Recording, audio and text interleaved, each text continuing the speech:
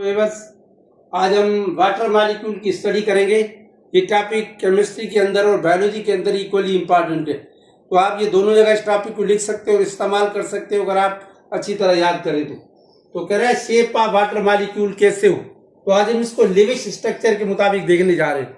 लिविश structure से हमें पता चलता है कि इलेक्ट्रॉनिक कन्फिग्रेशन ऑक्सीजन की, इसके एस ऑर्बिटल में 2 इलेक्ट्रॉन, जबकि पी में 6 इलेक्ट्रॉन है, कुल 8 इलेक्ट्रॉन इसके पास है। अब एल इलेक्ट्रॉन जो एल शेल वाले हैं ये इसमें जो है वो बॉन्डिंग में हिस्सा ले रहे हैं।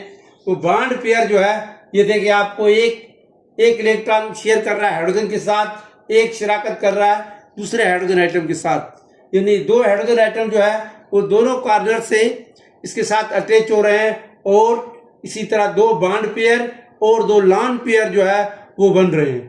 तो अब bond pair 2, lone pair 2, repulsion जो है आपको पता है कि मैक्सिमम रिपल्शन जो होती है वो लोन पेयर की होती है, उससे कम जो है वो लोन पेयर और बॉन्ड पेयर की होती है।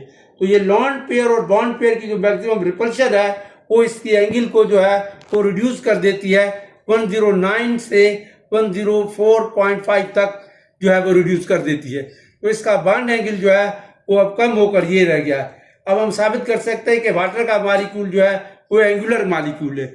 और अगर ये सवाल आए कि एंगुलर मॉलिक्यूल क्यों है तो इसका सबब लोन पेयर और बॉन्ड पेयर के दरमियान रिपल्शन है, जो इन दोनों को इधर से घुमा करके इधर से इस तरफ नीचे पुश कर देता है और इस तरह से बॉन्ड एंगल जो है वो रिड्यूस होकर एंगुलर स्ट्रक्चर जो है वो बन जाता है।